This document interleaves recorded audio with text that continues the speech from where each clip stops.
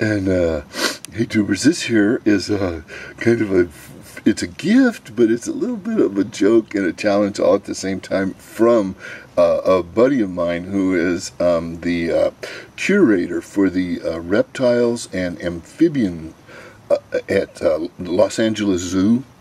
And he just kind of pulled off a little coup in which he got he talked to a bunch of Hollywood guys, donors and stuff like that, and got them to like put up money for him a whole new reptile and amphibian exhibit house. And it's just supposed to be terrific. Slash and Betty White shot a commercial that it was just the funniest commercial in the world. I'm going to try and include it here on this video, okay? Or tie it to it or tag it to it or something. But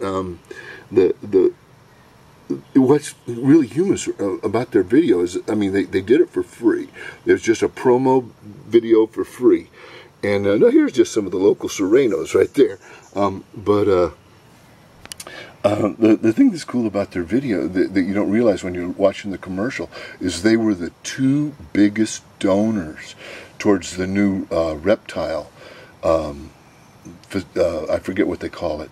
It's on the video. You'll see that. I got in the mornings. I shouldn't do videos in the morning. I got CRS so bad in the mornings. But anyway, what we're looking at here is a collection of my buddy, who is the reptile guy.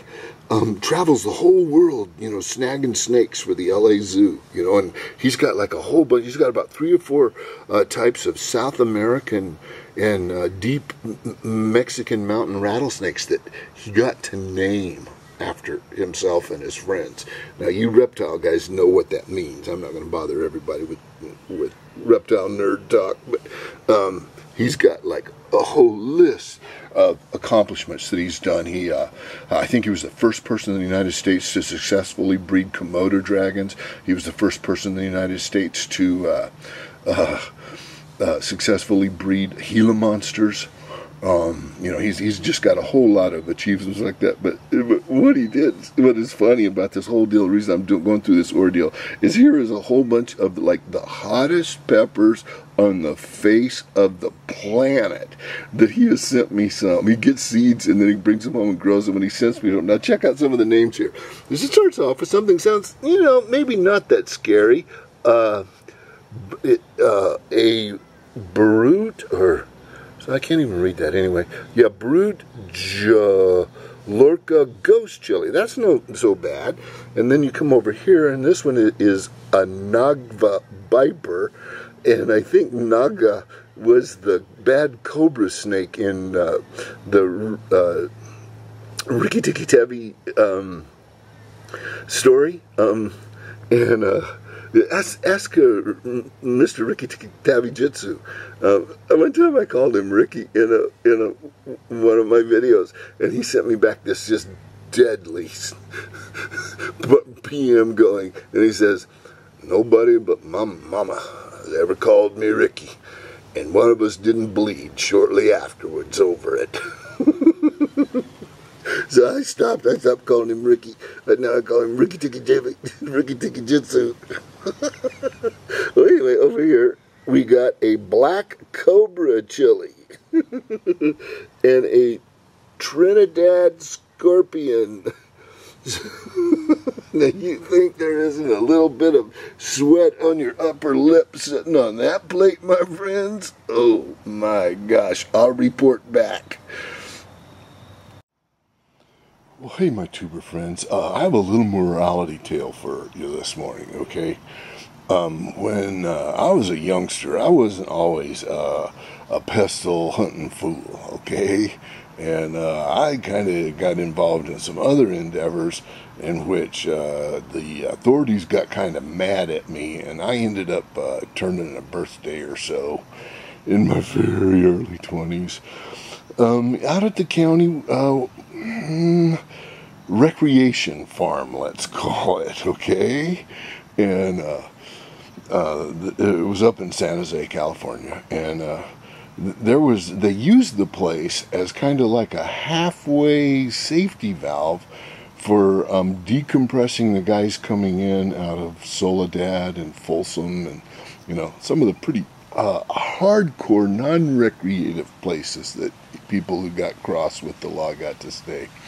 Well, anyway, there was a bunch of these serious guys with sentences like, you know, had just finished serving, you know, 15 years, hard years, made no parole, no probation, nothing. They'd served up all their time, and so they had to kick these guys out. They, you know, they couldn't get them rebeefed or nothing, but they knew they were really bad guys, so they would put them in our little camp to give them a chance to go ahead and kill somebody where, you know, it wasn't going to bother the public, and they could, you know, just put them back in the big house, right? So we were all sitting around in my barracks one night, and everybody was telling jokes, and it got down to ethnic jokes, right?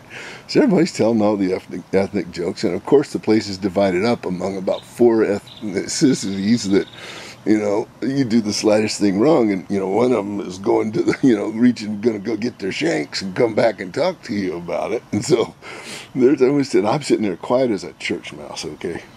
So all these guys have told other jokes, and everyone's laughed their heads off, and I just had to. I couldn't, you know me, okay? I was the Pestleman even back then, even if I was undercover. So I said, well, hey guys, how come there's all these ethnic jokes about, you know, Hispanic guys and black guys and Asian guys and stuff, but there ain't no ethnic jokes about white boys? And this, like, really gnarly old black guy who was covered in tats and gang stuff all over his body looks up and he goes, "'Cause there ain't nothing funny about white boys."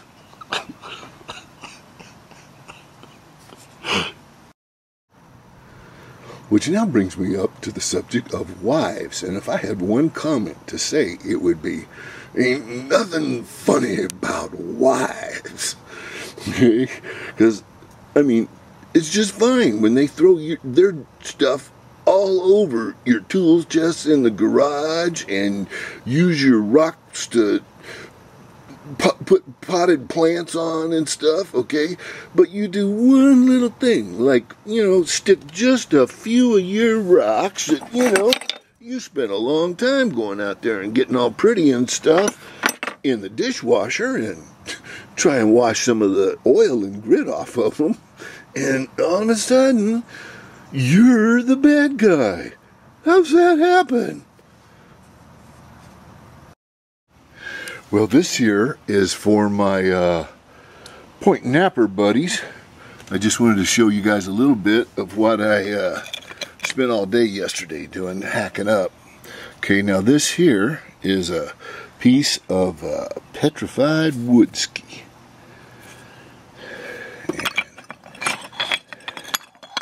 Here is what turned out to break my heart, but here is some of that whorehouse chert, but it's full of little fractures all over it. I thought I had myself a giant nugget, and I sawed it up. Spent about 4 or 5 hours sawing it up, and it turned out they were all crap. And I realized why you should always saw one up and then bust on it a little bit to see how it's going to work. But anyway, it's time down the drain. You know, never too old to get a little smarter, I hope. Oh, Lord, I hope so. And then here's some of very special type of obsidian. It's a really, really beautiful obsidian. Beautiful brown color. It's all crunchy right now. I should have... Let me get a little water on it.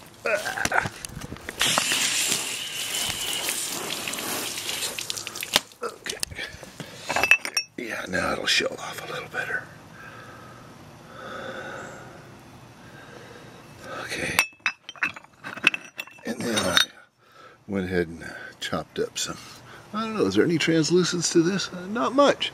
Here's that obsidian that you don't really see through, not like that chunk I sent Paleo Man 52 that had the big, most of it was clear. That's like that. Yeah, that was really cool.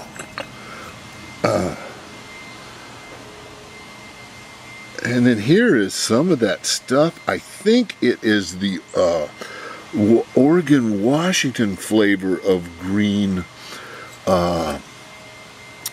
obsidian. If not, it's that Aztec flavor obsidian. Boy, if you saw this knife, a knife out of this stuff here, the high priestess kept it for themselves. And if you saw this knife, it meant your heart was about to exit your body in the next few minutes.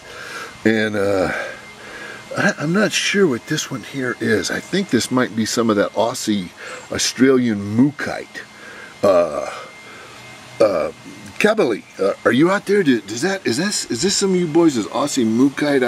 I don't remember where I got this rock from. I go to nap in sometimes and just swap rocks, you know. And I think this is one I got at a nap in, or somebody, you know. You go to nap-ins, it's really a trip. You go to nap-ins and you take some real, no kidding, arrowheads, and man, those guys just go ape. Half of them, you know, 90% of the guys at the nap-ins out here in California have never found a freaking arrowhead. And it's like suddenly you go from being just a, you know, one more really kind of mediocre point napper to like a celebrity, you know. You're a no kidding arrowhead finding, you know, monster, you know. It's funny. Anyway, I just want to get this up here for a second so some of my foot napping fool buddies could get a look at what I'm doing.